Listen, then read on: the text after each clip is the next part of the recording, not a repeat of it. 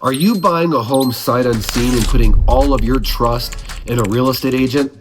If so, you might already be royally and you won't even know it until after closing. Let me tell you what happened to this active duty family. So this family found an agent through some social media platform, and this agent is one of many that brands themselves as a caretaker of veterans, PCS expert, veteran warrior. You've heard all the crap. And so this family felt like this person would be working in their best interest. So, unfortunately, as is often the case with a PCS move, they were never really able to physically see the home for themselves, which means they're putting 100% of their faith and trust into this agent. So, transaction goes from A to Z. Everything is done remotely, of course. And so they get to the house finally a few weeks after closing. And what they find is something right out of a horror show. I mean, the house is filthy. I mean, filthy to the point of, I couldn't even believe the pictures when I first saw them. And one thing that an agent should always do, maybe the number one thing outside of negotiating great terms, is to make sure that the buyer is not inheriting any issues with the property, whether that's structural, mechanical, or just overall cleanliness. And you can see the pictures here. They're cycling through. This place is absolutely disgusting. Looks like it was some kind of meth house or where hobos were hanging out. Just terrible. I mean, could you imagine traveling thousands of miles to your new home and walking in the door and finding that? And this is well within the agent's power to remediate, fix, repair. Like most agents that I work with, it's SOP that they have the home cleaned before the borrower ever takes occupancy. Okay? Clearly this person did not do that, and it's insane because I know this agent was there physically multiple times, right? For showings, videos, home inspection, presumably, final walkthrough, presumably, if they even did one.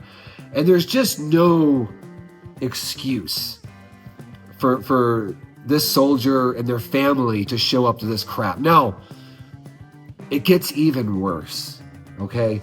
Because once the family got into the home, everybody in the household quickly got sick. Not laid up, but kind of just, coffee, not feeling well, that kind of thing. Well, what they discovered once they took down one wall was a massive infestation of mold. Yes, mold.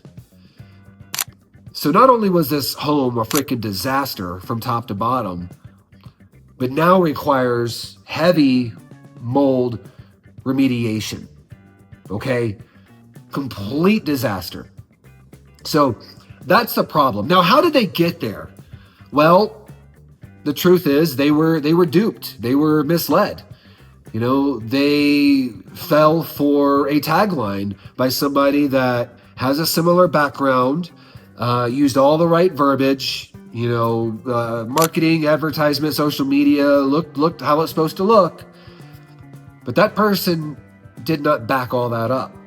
And it's easy to fall victim to that, especially if you are a newer home buyer and you don't really know what questions to ask.